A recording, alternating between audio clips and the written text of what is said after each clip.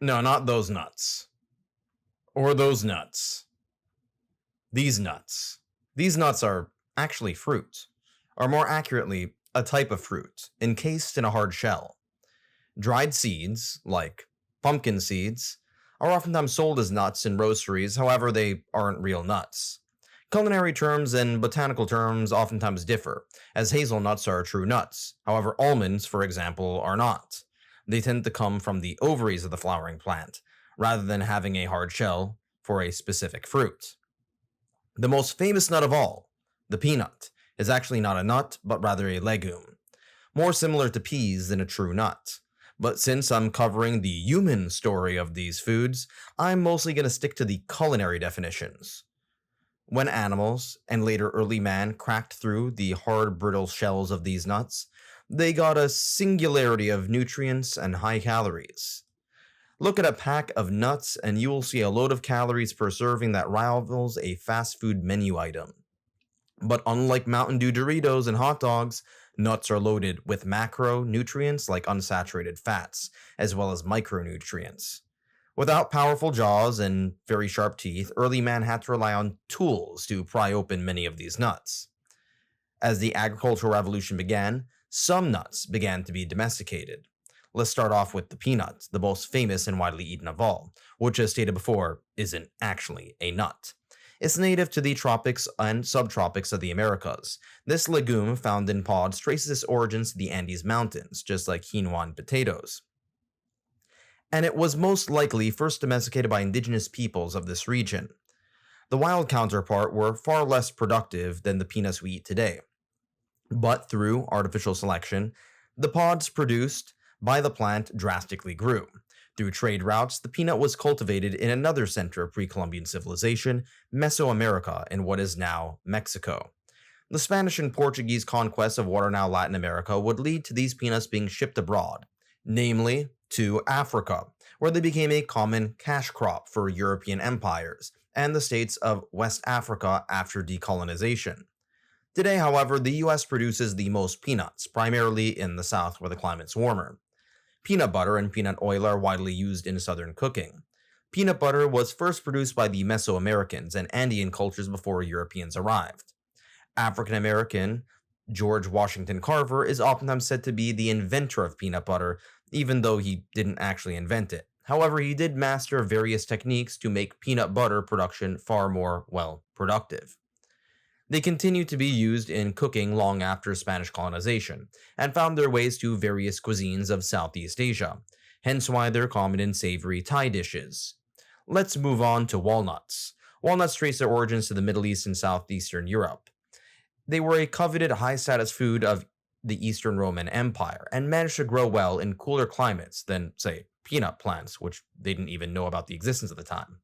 Their use as food oftentimes was relegated to desserts, and this is by and large due to their strong flavor and crunch. They also have a high nutritional value, in contrast to the empty calories of brownies, ice cream, and pies. They also are common in soup dishes from the Caucasus Mountain region. Now let's move on to the almond. Almonds are from the Middle East. Their history is far older than that of the walnut, at least in human terms, as early civilizations cultivated and domesticated them in what is now Syria, Lebanon, Israel, and the Palestinian territories. Their origin, along with warm and relatively less humid Mediterranean climates, made them a successful cash crop in other parts of the world with similar climates, such as California. However, despite not living in the tropics, almonds consume an absurd amount of water. A single almond can oftentimes require around 2 liters or over 3 gallons of water in certain circumstances, depending on the range or type of almond. Pretty staggering for a plant that doesn't live in jungles or wetlands. This excessive use of water by almonds resulted in California farmers questioning almond production given the increased frequency of droughts and the unsustainable consumption of water by these nut-bearing plants. California is still the largest producer, followed by Spain, Australia, and various other nations in the Middle East and North Africa. Again, fairly unusual given that none of these regions are known for having a lot of precipitation. There's also widespread demand for almonds due to roasteries, Middle Eastern desserts, and vegan alternatives to cow milk, as well as their widespread use for paste like marzipan. Now let's move on to pistachios. These trace their origins to Central Asia.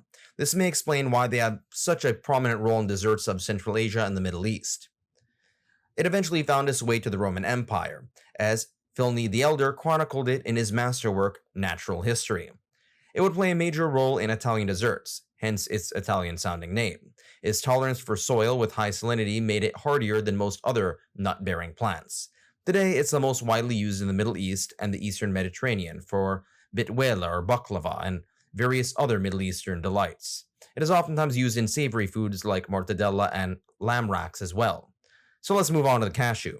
The cashew, in sharp contrast to most edible nuts, are fruits that come from a pine tree. A pine tree native to what is now Venezuela, Brazil, and Guyana. We typically don't associate these with evergreen trees, given the fact that they're from the tropics, but the cashew tree is one of those rare tropical fruit that actually come from a pine tree. Funny enough, the pre-Columbian indigenous cultures didn't really care about these, and it wasn't until the Portuguese arrived in Brazil and later the Spanish in Venezuela when they were actually widely cultivated, oftentimes being shipped to sub-Saharan Africa and Southeast Asia and then cultivated in mass there. It would be in Southeast Asia where they would be the most widely incorporated into savory dishes. In the West, they usually are an alternative to cow's milk. The hazelnut is a European nut which grows on trees. Most major food items that are cultivated in the British Isles come from elsewhere, but this is one of the few instances of a native British or more specifically Scottish food, and quite possibly the only edible food to come out of Scotland ever produced. Its plant role in the history of the British Isles has been referenced by Shakespeare, and it's not a surprise that it is combined with chocolate to produce Nutella, which pretends to be healthy. The chestnut is oftentimes confused with the hazelnut. Like the hazelnut, it comes from the temperate world. However, unlike the hazelnut, which is native to Europe, the chestnut is an example of the common geography and biogeography of North America, Europe, Russia, and East Asia. There are varieties of chestnut trees in all of these regions, although the North American kind has been mostly wiped out by fungus. They also have a quite old history, being referenced numerous times during the classical days of Greece and more so Rome. Their high calories and ease of propagation made them a common food type for the poor. In Asia, particularly Japan and the Philippines, they are oftentimes eaten during the winter holidays. In North America, Native Americans foraged them before Europeans arrived, but when Europeans did arrive, the chestnuts in the Americas nearly got wiped out due to incoming fungus. To this day, most chestnuts grown in the US are actually of the Chinese chestnut variety, not the Native American ones. Let's move on to one that actually is truly from North America, the pecan. This is, again, strictly a North American nut, native to the subtropics of the southern United States. The Algonquin peoples foraged these nuts among the vast deciduous forests of the eastern North American continent. To this day, most of the cultivation is in the southern United States, and a smaller amount of nuts are cultivated in Mexico. They are by and large a seasonal crop, most oftentimes eaten during the fall, common with Thanksgiving and Christmas desserts. Given the fact that the first Thanksgiving is in Massachusetts, or was in Massachusetts, a place too cold for pecans to grow, I doubt they had pecan pie. Moving on to pine seeds. These are native to Siberia and East Asia, among the vast tundra and taiga of that region. Few species can handle the brutal winters of this region, except for the hardiest of evergreens. These pine trees, such as the Korean pine, Siberian pine, and Chinese white pine, produce these buttery seeds that would be incorporated into Middle Eastern rice and meat dishes, as well as their desserts, along with pesto sauces in Italy. Due to their difficulty in cultivation and their remote location, they are among some of the most overpriced items mentioned in this video, and probably are the most expensive out of all the ones named. Speaking of expensive, the Brazil nut is also pretty costly. Moving from the frigid forests of Siberia to the warm, wet forests of Brazil lies the Brazil nut. These crescent-shaped nuts are native to the vast Amazon rainforest. When I went to the Amazon, I saw massive pods in the ground, large and heavy enough to crack your skull open if it falls on you. Turns out that they were harboring Brazil nuts. These shells are so hard only a rodent like the agouti can actually crack them open. Let's move on to the macadamia. The final one on the list, native to Australia. Australia now has a severe lack of indigenous domesticated crops. This is the main reason why the Aboriginals from Australia never managed to progress beyond hunter-gatherers, as they lacked the plants could be domesticated to farm and create a surplus of calories, which is needed for civilization. However, macadamias, while not enough to base a civilization off of, like corn, rice, or wheat, were able to be domesticated when the British arrived. Given Australia's recent written history, we don't really have any deep lore about them, but they do work really well with white chocolate chip cookies. And that is the oversimplified history of our favorite nuts. Balls out.